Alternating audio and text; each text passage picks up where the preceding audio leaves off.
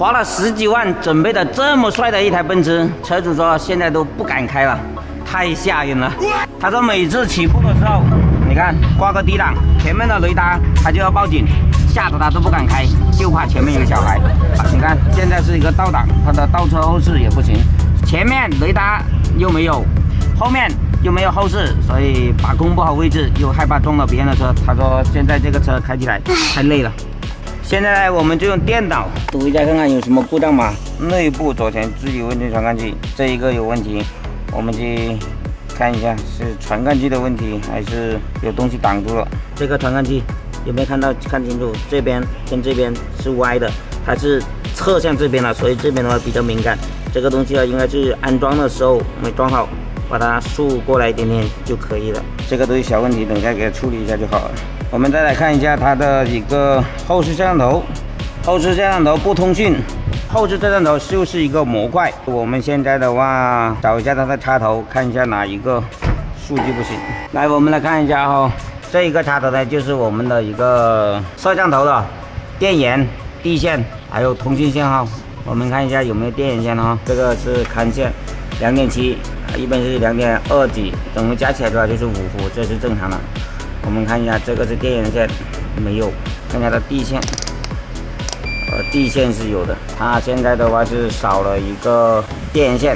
现在呢，我们来看一下它的保险丝，这边亮，这边不亮，说明它的电没有过来这里，说明它里面是断掉了。在这看一下是不是真的断。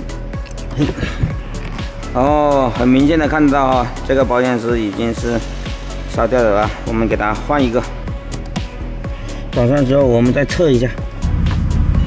OK， 现在后视摄像头是搞好了。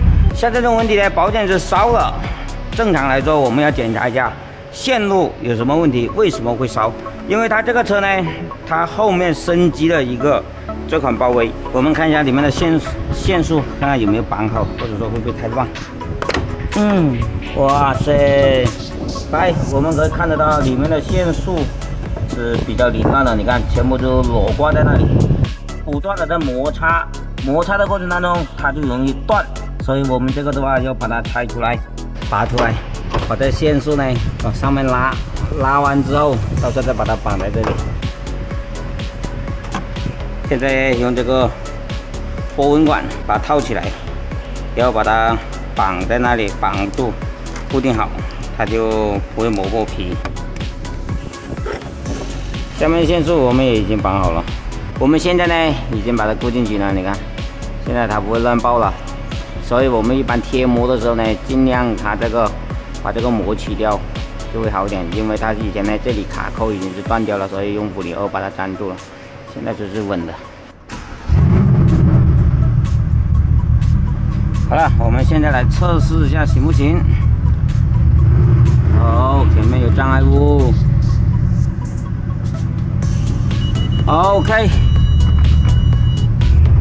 好 ，OK， 现在后视也可以啦，雷达也可以啦，哎，老板又可以开着这台靓仔的车，今天晚上去酒吧了。